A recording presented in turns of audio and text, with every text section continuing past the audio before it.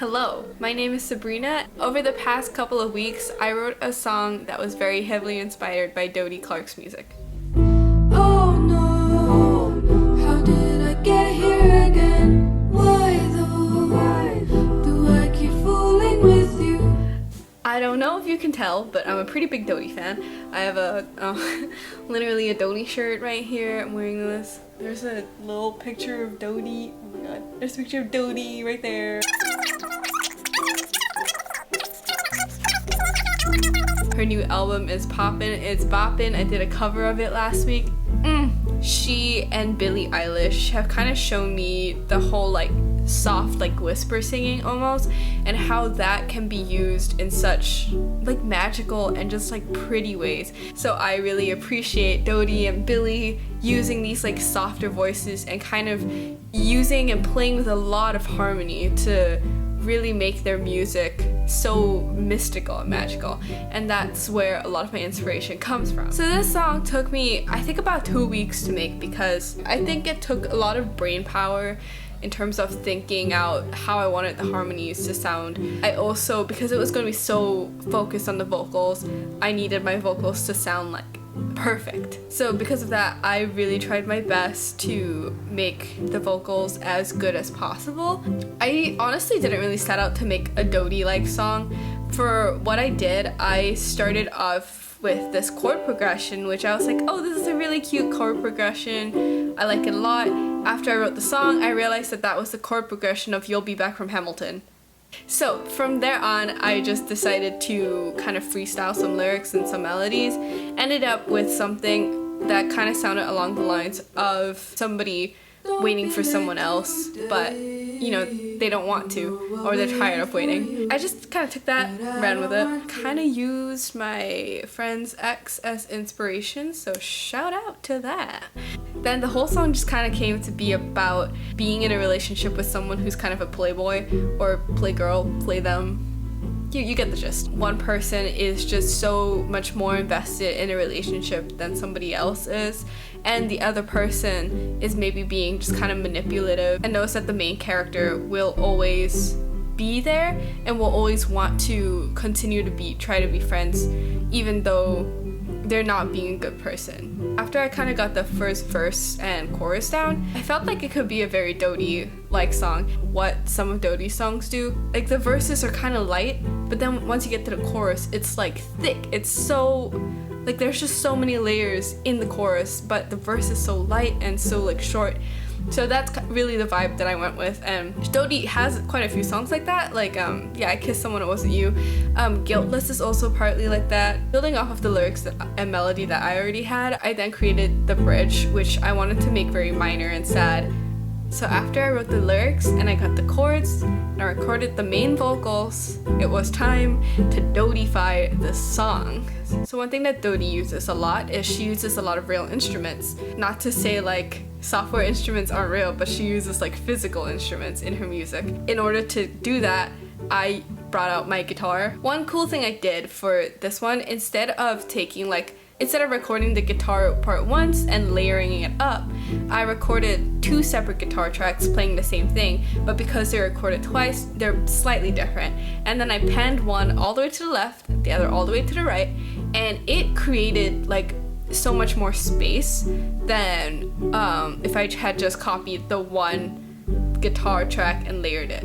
Again, talking about some of Dodie's songs, like I Kissed Someone It Wasn't You, you can hear like in the chorus, that's where the bass kind of falls in. I only added in the guitar in the chorus. I also had to use a MIDI for the bass because I have no bass instruments with me. I also tried adding in some percussion and some drums, but I just really didn't think that it fit the song. I didn't really think it needed it.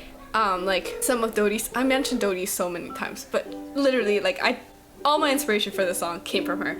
In her song 4 Tequilas Down, she has no percussion in it. She has other songs as well with no percussion, and I just felt like it didn't need it. I tried to put it in, but it was unnecessary. And then now for adding harmonies. The first thing I did was to go back into the choruses and add kind of like 4 more tracks of me just singing the regular melody. That just helps really thicken the vocals at those points before adding on even more harmonies and layers. I added in some echoes with a lot of harmonies on those echoes, and then also added in like just harmonies on the main melody as well. I just try to make it sound really pretty, really kind of like floaty.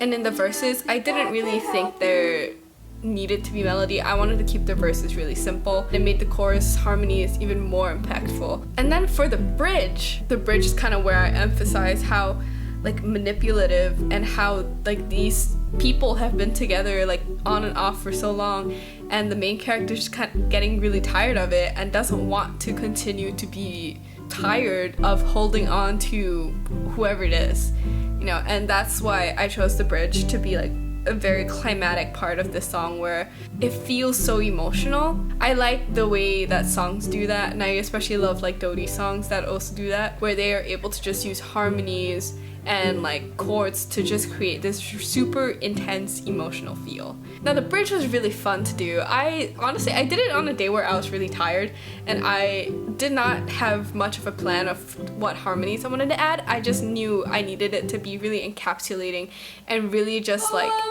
wow, like when you hear it, you're like, whoa, I needed it to do that. So I did it when I was really tired. I just kind of freestyled some harmonies, made sure they didn't clash. I also really focused on adding lower harmonies because I feel like it creates more of a warm feeling. I don't know how to describe it, but it's like more atmospheric than using a lot of higher harmonies. And then to kind of finish off the song, I downloaded Splice with a ton of samples, and I downloaded a few samples that were like cafe sounds, like cars driving by, because this is also something that I noticed in some of Dodie's songs. Like, again, I'm gonna use I Kissed Someone It Wasn't You, but in the first verse and even before the first verse, you can kind of hear like there's chatter and there's like kind of people talking somewhere. It also comes back at the last part of the song. I also wanted these sounds to be in the background of the verses because just having the ukulele and the vocals was nice, but like it didn't fill up a lot of space. So by having these kind of Foley sounds to just create a lot of more ambience, it fills up the space a lot better and it makes it sound a lot less empty. It also deepened the story of the song. It feels really cheesy, but this whole like song to me really feels like a story, and having this like ambience cafe sounds really helped me kind of push a full story through the song. You see a scene in your head when you hear the song, which I'm pretty proud of that. I think that's not something I really tried before, but I really like what I did. One other pretty cool thing that I did, I found out about binaural panning in Logic Pro. Shout out to Sunday Vibes for telling me about that. But basically, instead of just panning left and right, you are able to like place a certain track kind of like nearer to you, far away to you, like to the right, near, far, and that honestly helps create a lot of depth with the different tracks that I had, and it helps create a little bit more of like a spatial field. 100% would recommend. I think it makes it sound so much better. I honestly really like this song, but I don't have that much to say about it just because of the fact that a lot of the song comes from the harmonies, and a lot of it just kind of came from like the vocals, like the lyrics and the harmonies. And to be honest, I don't have much else to say about the backing because I think I kept the backing track really simple. Let me know what else I should break down next time if you'd like a breakdown of lyrics or like a breakdown of, I don't know, just let me know. Let me know what you want to talk about next time. It'll be fun, I'm sure. The new song coming next month on June 4th is the collab that Sunday and I did. It's called Balenciaga. It's really hype. It will be your summer bop.